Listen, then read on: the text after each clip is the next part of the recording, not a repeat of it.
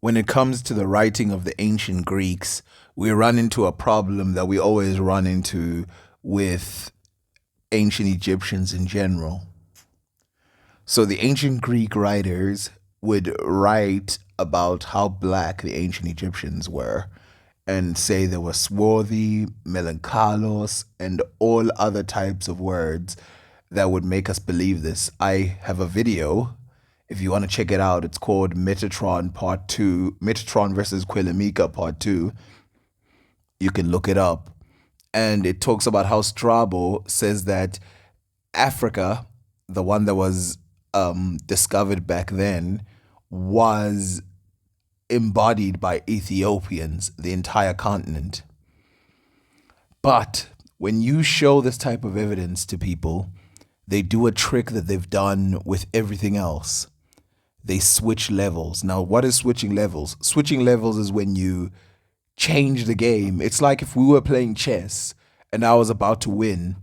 Then you say, actually, we're not playing chess, we're playing soccer. And then you say, okay, and I score maybe 3 goals. And then you change it. Oh, actually, we weren't playing soccer, we were playing Mario. So what's happening right now is you change the game, you change the rules of the game in the middle of the game in order for me to never win. So first, let's put this into context. So first, they say that the ancient Greeks and the Romans, they don't agree that the ancient Egyptians were black. When it's shown that they do, guess what they do? They change the rules of the game. They say, actually, you have to look into the context of what the word black means back then, because back in the day, the word black didn't necessarily mean black African. And so they blame the fact that maybe we are not getting a real translation. If it turns out that in context it's correct, and the translation, just like in the Strabo where he says Ethiopian, he doesn't say Malakalos, he says Ethiopian, Egyptians, Ethiopian, Libyans, Ethiopian. He claims the whole continent is Ethiopian. In that instance, that's when they change the rules of the game again, and they say, well, you can't trust what Herodotus says because we're not even sure if he went to Egypt, because some of the stuff he says sounds outlandish. And then he says we can't trust Strabo for the same problem. We can't trust, okay, if we can't trust these people, why you bring them up ever? And why didn't you just say that in the first place? And again, you might think, okay, well, that's the end of the game, right? They just claim that these, you can't use these, but they do use them. They use Herodotus to confirm some of the pharaohs' existence. They use the Greeks to confirm some of the invasions. They even use satire and stuff like that to confirm some of the interactions. But they go out of their way to say, when it comes to Africans, that we have to be cautious of what these words mean. How cautious are they of the other descriptions of the Gauls or the Gauls of France? I mean, the description of the Gauls of France by the Greeks seem nothing like what the French people look like today. So the French people are described more like what you would expect when you're looking at a Celtic, like a red-headed, pale skin, sometimes freckle face human being. That's what they were described like. But if you look at them today, the French people have black hair most of the time. They have somewhat pale skin, but it's not as pale as you would think. And they look very different, but no one questions this. They go, oh yeah, but we know that they look like that because the Greeks said they look like that. What, the same Greeks that you spent the whole time trying to say that they are full of crap and they didn't even go to these places? Did they go to France? How do we know that they're accurate about those people? How do we know that they weren't just relying on stereotypes or just making stuff up? Why don't we change levels when it comes to them? In fact, if I was to go as deep as they go, how do we know that the people of France weren't Arabs or something like that? We know that Arabs got to that area because the people who are from the Minoans, they were Middle Eastern. When I say Arabs, I mean Middle Eastern. We know that the Minoans are Middle Eastern. We know that Middle Eastern people, actually from North Africa, quote unquote, this is what they say, they went to the bottom places of Europe. So how do we know that these people didn't actually look like that, and that the Greeks were just lying and just making stuff up like they normally do, right? The reality of it is these people are changing their mind. They're changing their decision on everything for simple reasons, because we cannot accept a black Egypt. Now, keep in mind, this is not our only evidence. That's why I don't even care about these verses, to be honest. I don't care what the Greeks said or whatever, because you don't need them. You've got the statues, you've got the hair, you've got everything. And so that's why we have to address everything in kind. Now, some people say, hey, if you want to believe Herodotus, believe everything he says or believe nothing he says. When has that ever been like a really good decision to take everything wholeheartedly? Of course, in some instances, Herodotus didn't have a clue what he was talking about. But when it came to things that he said he saw, things that are not that crazy, things that are normal, I'd be more likely to believe him. But when he starts going off on some crazy stuff, that's when I'm like, okay, probably he's probably making it up or just going with convention. So the question is, why is it that they play this game where you have to believe all? Wouldn't that be true of all the scholars? Doesn't that mean if I'm going to believe some of the people who are in Charles Darwin's day, that I'm going to have to believe in racism, or I'm going to have to believe in some, like, think about how much scientific theories were made by some of the worst people in the world, but we still go with them even though they were like slightly incorrect or majorly incorrect about stuff.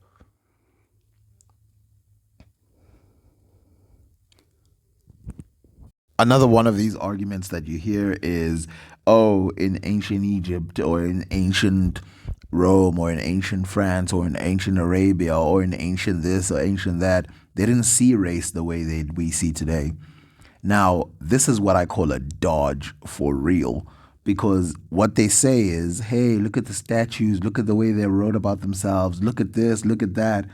And the second you say, hey, okay, I'm looking at them and they look like this, that's when they will flip and say, hey, keep in mind that the races don't look like. Actually, everything I've seen about race from the 21st century backwards looks incredibly consistent, to me at least.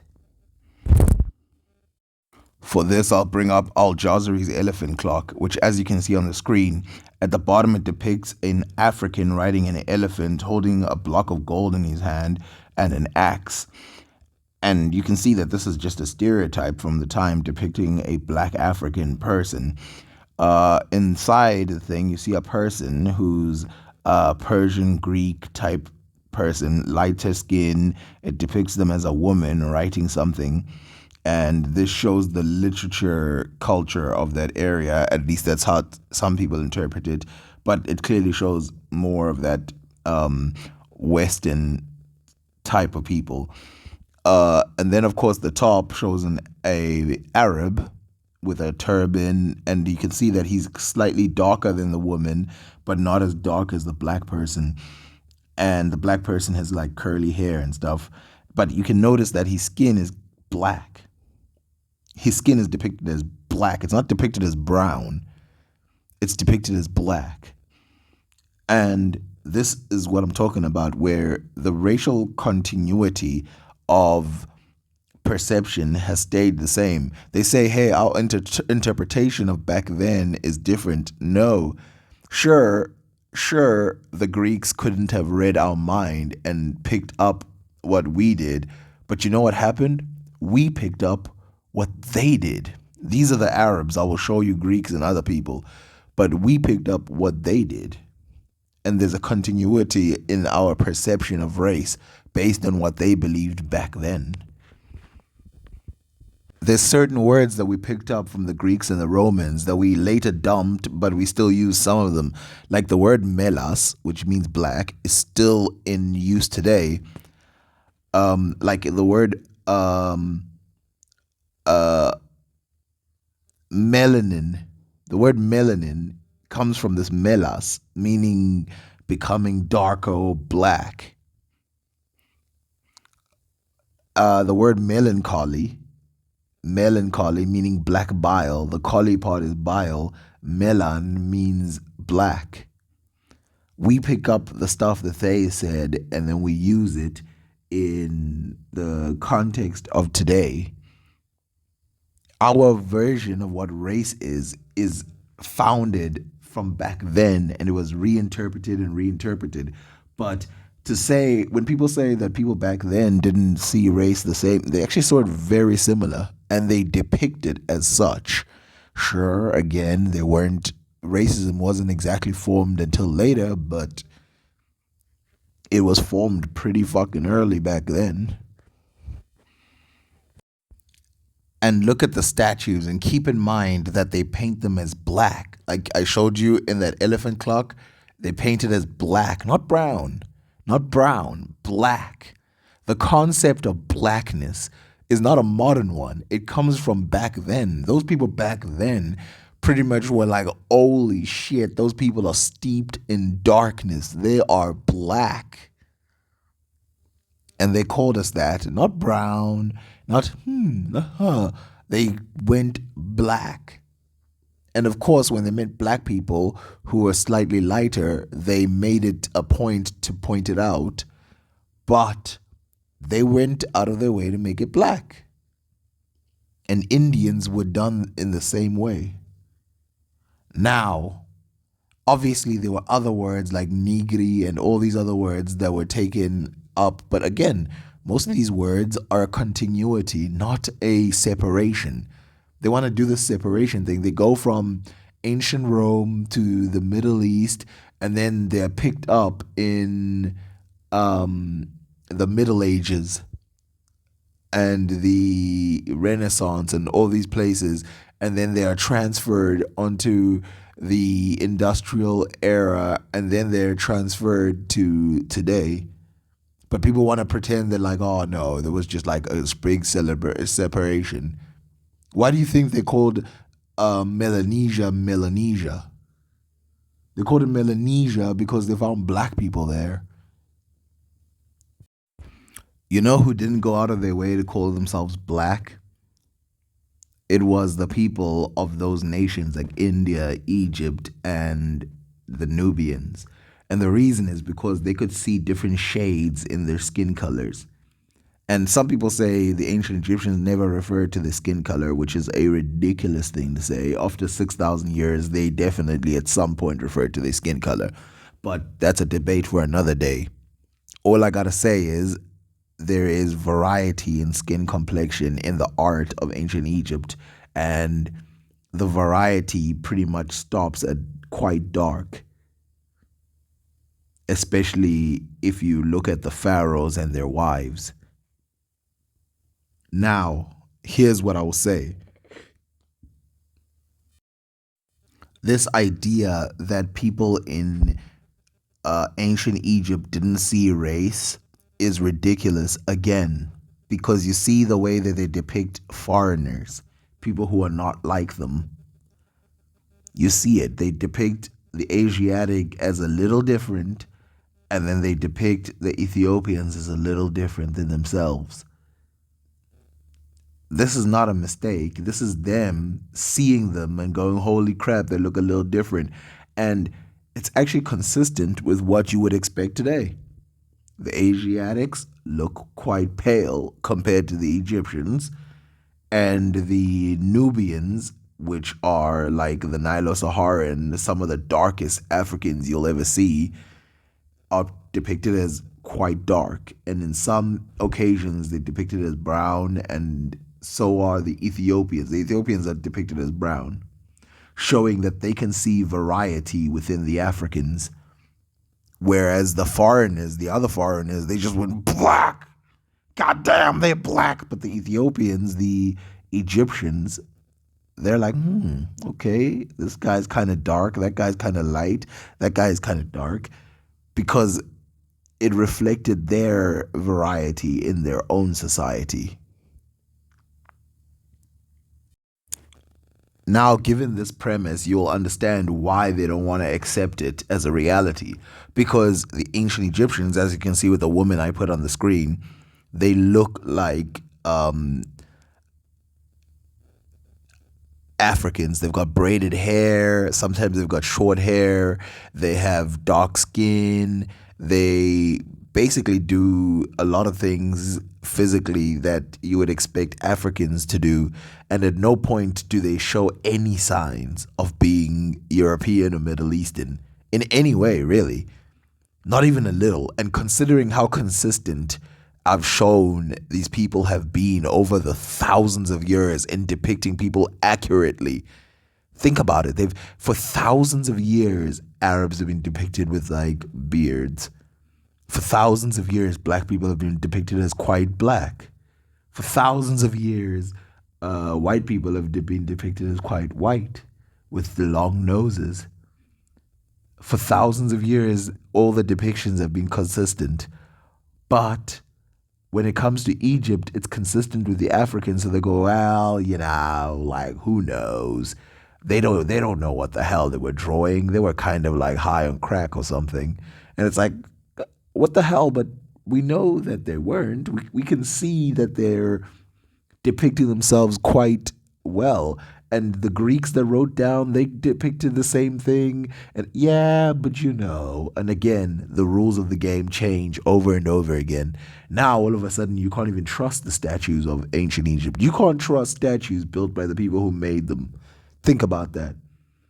That's what they want you to believe. This is just angering. I don't understand how they don't see past their own filter. Let me go back to the elephant clock one more time, just to put a stamp on what I'm saying. You see the dragon that is interpreted, that snake-like thing that's red, that represents China. And you can see that, again, this is like a stereotype based on what they saw. This is consistent, again, with modern day interpretation of the ethnicities of China. You see that thing, that rectangle? That represents India. Again, another consistency. That elephant, the rug on the elephant, and that represents India. Another consistency. The turban, the bare-chested African. A lot of things here are very consistent with what we would see today, but a lot of people don't want to see it. They're blind to the truth.